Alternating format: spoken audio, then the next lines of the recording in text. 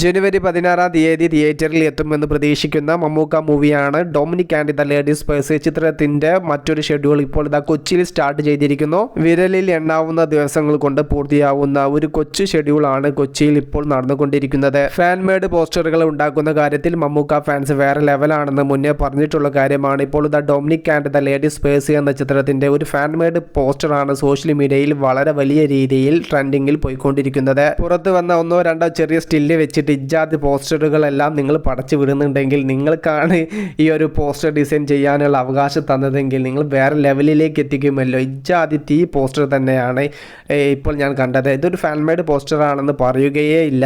December 4-ാം തീയതി പുറത്തു വന്ന ഡൊമിനിക്കിന്റെ ടീസറിന് നെഗറ്റീവും പോസിറ്റീവും റിപ്പോർട്ടാണ് നേടാൻ വേണ്ടി സാധിച്ചിട്ടുള്ളത്. ഇതിനോടകം തന്നെ ട്രെയിലർ 14 ലക്ഷത്തിന് മുകളിൽ ആളുകൾ കാണുകയും 62,000-ന് മുകളിൽ ലൈക്കുകളും ട്രെയിലറിന് നേടിയെടുക്കാൻ സാധിച്ചു. മമ്മൂട്ടി കമ്പനിയുടെ യൂട്യൂബ് ചാനലിലായിരുന്നു ട്രെയിലർ റിലീസായത്. ടർബോ എന്ന മമ്മൂക്ക ചിത്രത്തിന് ശേഷം നീണ്ട ഇടവേളയ്ക്ക് ശേഷമാണ് മമ്മൂക്കയുടെ ഒരു സിനിമ തിയേറ്ററിൽ എത്തുന്നത്. ഏകദേശം 8 മാസങ്ങൾക്ക് ശേഷമാണ് ഒരു മമ്മൂക്ക ചിത്രം വീണ്ടും തിയേറ്ററിൽ എത്താൻ വേണ്ടി പോകുന്നത്. ജനുവരി 16-ാം തീയതിക്ക് വേണ്ടി കാത്തിരിക്കുകയാണ് ആരാധകർ.